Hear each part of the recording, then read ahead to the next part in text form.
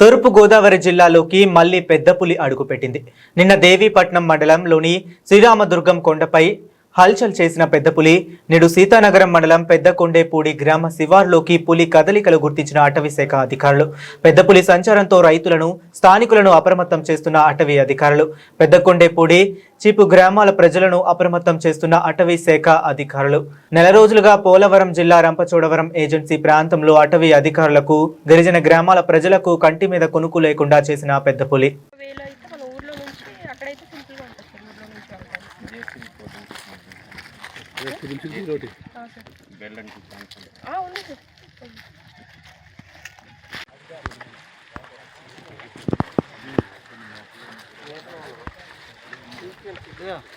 అనిల్ ఎంత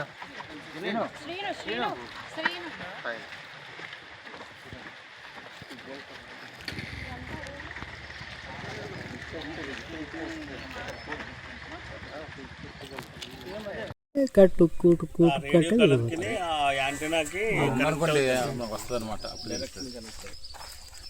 ఆ దగ్గరలో ఉంటే ఎక్కువ కొట్టుకుంటుంది.